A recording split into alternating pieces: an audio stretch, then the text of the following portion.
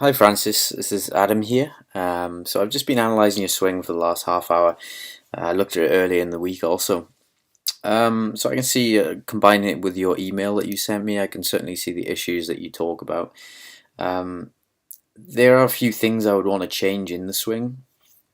Obviously, you've got to a decent level doing what you're doing, but you'll struggle to get lower than that as you've probably found. And with less time, your handicap's going to be going up and up. Less time available to practice. I've got to be careful not to give you too much, um, but we're coming to the end of the winter season now, so you've still got a couple of months left to put things into place before we start the new season. So looking at the setup, posture looks great. That could be on tour. No issue with that at all. As you swing back, I like the positions. You get into a decent position there. That's fine there as well. It reminds me a little of Jimenez. In fact, let's bring up Jimenez. I have him here somewhere. And let's bring you to the same size, so similar looking posture.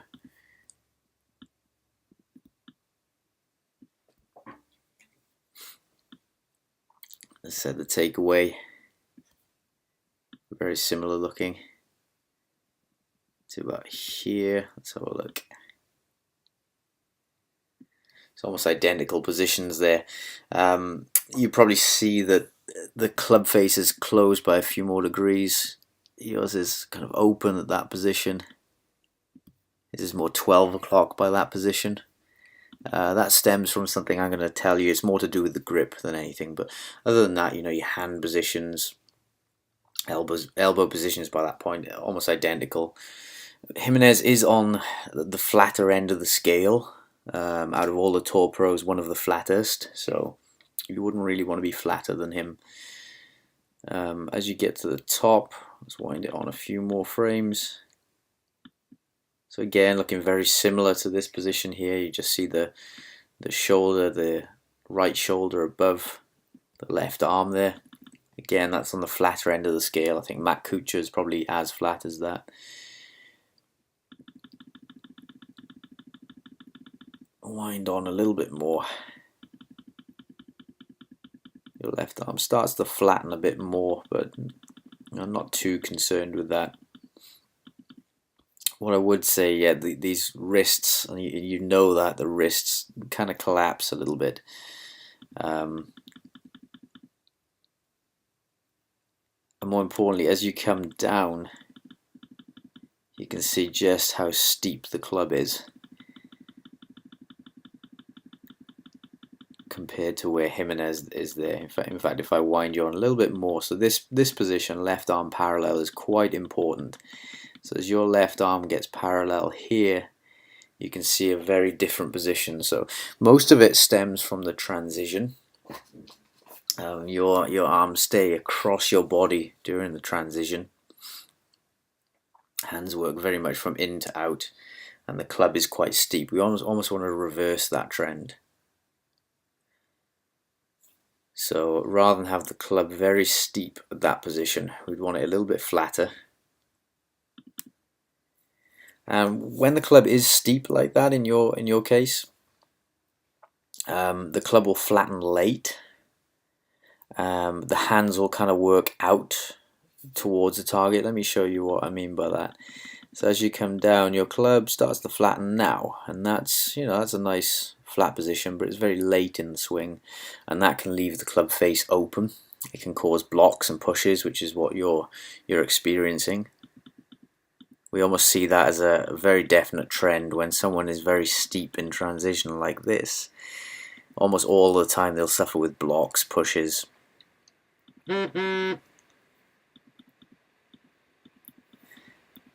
So what you do through here is your hands kind of work out and away from your body, and that's to compensate for the steep transition. If I compare that to Jimenez by the same position, you can see how his hands are working in this direction towards his body, your hands have worked almost out towards the target a little bit more. But again, that's more to do with some of your body positioning, some of the grip, and how you transition. So if I go to the front on of your swing, let's have a look here.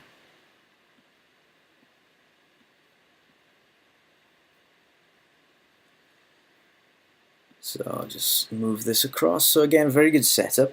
You know, your body positions are pretty decent at the start there. Let me just bring up, I got one of Tiger when he was dominating. This was during 2001. And what you see is a slightly different left-hand position. So I know you said that you weakened your grip, which was probably a good thing at the time, but 12 months have passed, and it may be a fact that you've overdone it. It certainly looks that way. So I'd want you to get this left hand just a little bit more around so you can see maybe 3 knuckles.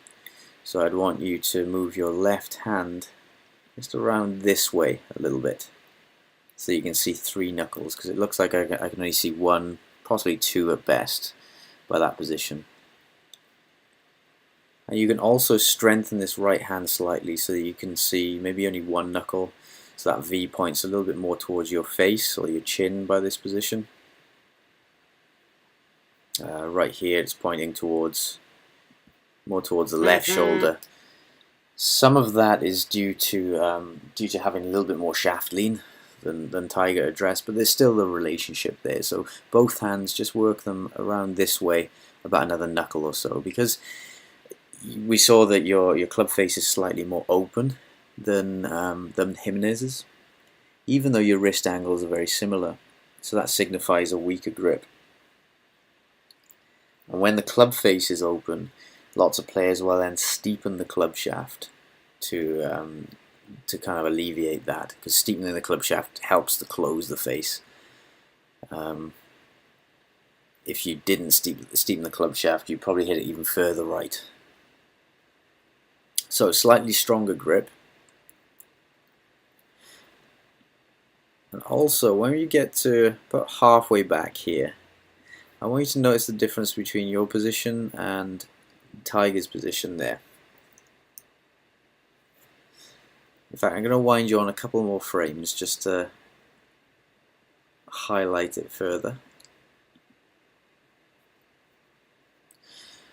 So what I notice is what can I take? If I take from your ear, from the side of your face here, go straight down.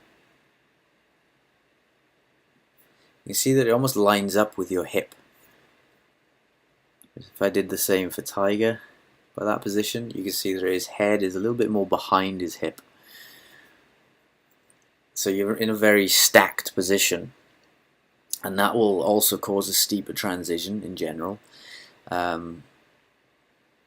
It can also change the sequencing of the body, so you can see that as we transition a little further into this position there, you can see how Tiger's hips have kind of led the race there, and the upper body stayed back a little bit. For yourself, it's almost like the upper body goes forwards a bit more. So your back is still turned away from the target by that point. So it changes the sequencing. You're not able to rotate your hips as much as Tiger is there. And that's because of that stacked position. And then it changes how you swing through impact. I don't want to go into all the details of what it changes through impact at the moment. I could, but it would make the video a lot longer and give you a lot of irrelevant information for yourself. As I said, there's an order of importance that I want to go in, but so what I want you to do is kind of copy this position at the top of your swing, or just pre-transition. I want you to feel as if, rather than your body being this way, I want you to feel as if your body is a little bit more this way on the yellow line. So your upper body is going to be a little bit more behind the golf ball. Not too much.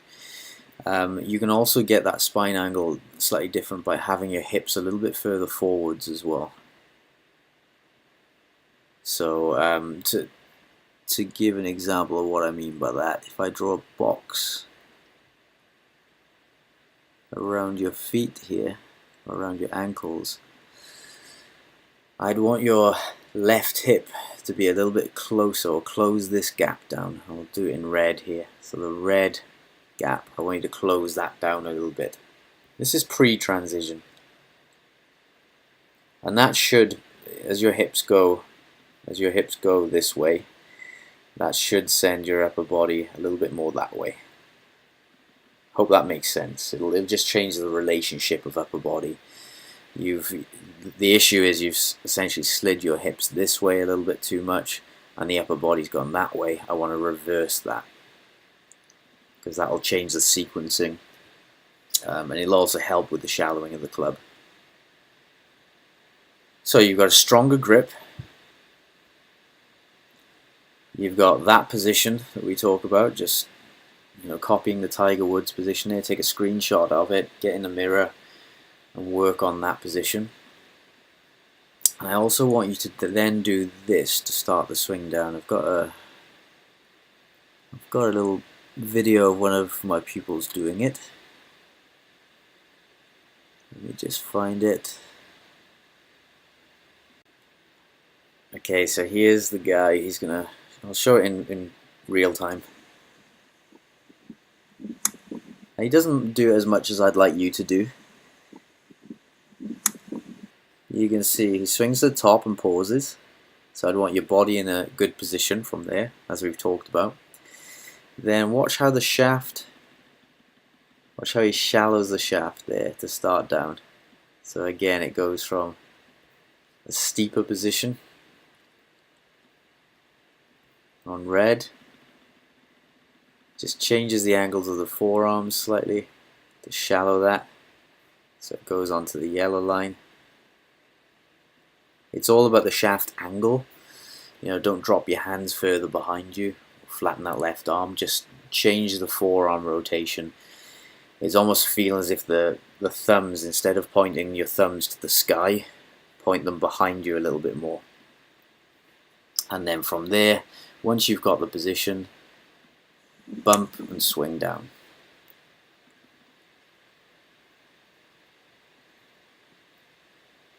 And having the club shaft shallower like that should prevent it hitting your shoulder. It should shorten the swing also. So you're going to get to about here in the backswing, stop, shallow the shaft, and then come down. So it's just, and I know you are quite shallow in the backswing, but it's just changing that relationship in the downswing, so you get a feel for where the club shaft should be coming in the downswing. And it'll also tend to, if you're practicing a shorter swing, it'll tend to get you a little shorter. And that should then have a knock-on effect on your sequence. It should have an effect on the hand path that we talked about through impact. And this is the same even when you go to the driver, you see the same relationship. Great setup. You are a little steep there. It's probably better than with the iron. You shallow it a little earlier than you do with the iron, but still late. And then you can see the hands really working out towards the target as opposed to pulling in. You can see that high exit with the the hands. So to put that into perspective, I mean, one of the lower exits with a driver was maybe Hogan. So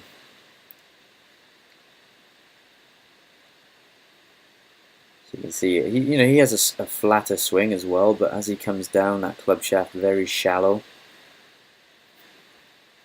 And again, I like to work on the feeling of pausing at the top, shallowing the shaft, just like the guy in green that I showed you, then swinging down from there while trying to maintain that, or trying to feel like the club comes more from a shallow position. And then as his hands work left, as opposed to, you can see where your hands are by that position. You can see that big gap between your body and the hands, as opposed to Hogan's closed down that gap, and that will result in a different exit position as well. So the club shaft exits below the shoulder as opposed to almost up through your neck there. The camera angles are slightly different, so it's a bit cheating, but you get the idea. But again, that comes from the shallower shaft in the downswing. If you were shallower here, you had that shaft more on this line, then the hands would work a little better. Also, if your sequence is better with your body, which stems from the positions you're in at the top, then that's also going to improve things. The reason why the club shaft is probably better with the driver than it was with the iron is you do sequence your body a little bit better from front on. I can show you that.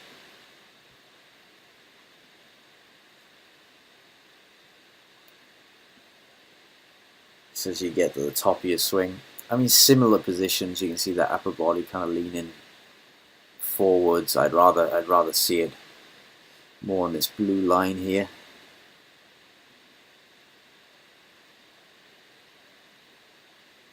You certainly transition a little bit better with the hips. So that's a better position there than you were in with the iron. So that's why the club shaft is in a better position. So 3 things essentially. Strengthen the grip slightly, so you can see 3 knuckles on the left hand, perhaps 1 knuckle on the right. That's going to put the club face in a stronger position. Swing to the top, pause your swing about halfway back or 3/4 of the way back, in a similar position to as we've talked about here. Yeah, there, so 3/4 of the way back there. So you're going to get your hips a little bit more towards the target by that point. Almost as if your hips have bumped that way and the upper body has gone that way a little bit more. Don't be ridiculous about it. I've seen people end up with their spine like this, almost as if their head is over their right hip. Don't go that extreme, but certainly I don't want to see your spine leaning towards the target. I want it slightly away from the target by that position. And then from there, with a shallower shaft, you can bump and swing down and hit shots. How you implement this is going to be key. They're huge changes, lots of big changes. I'm usually reluctant to give this much change to someone in one lesson. So hit lots of tees, do lots of back garden work without a golf ball. I would say you need at least 10 swings per golf ball hit initially. After about a week, you can halve that, maybe 5 swings per ball hit. If you're hitting more balls, or the same amount of balls as a practice swing, you're jumping way too far ahead. You can do that at other stages. I'm just talking about the technical stage. Yeah, during the technical stage, at home work as well, lots and lots of practice swings, just focusing on the positions and then moving through them. So stronger grip, get that body in position halfway back, or this position here that Tiger's showing. Shallow the shaft a little, then feel like you come down with that club shaft shallower by left arm parallel. Okay, hopefully that will help. As I've said, it relates to what you've talked about with the blocks and the pushes. The stronger grip and the shallower shaft should work together to minimize that, or to lessen that. And the rest will help what we call the hand path in 3 dimensions, which should give you more consistency in the long run, not in the short run, because it's going to be too big a change. Don't neglect the other parts of the plan, the experimental parts, the transference parts. Lots of people get so caught up in this technical stuff. It should only really be a fifth of your practice overall. Maybe a little bit more now, because it's new, because it's winter. As you start to get towards the season, taper it off a little bit. Don't get stuck in the trap of finding the secret in the swing.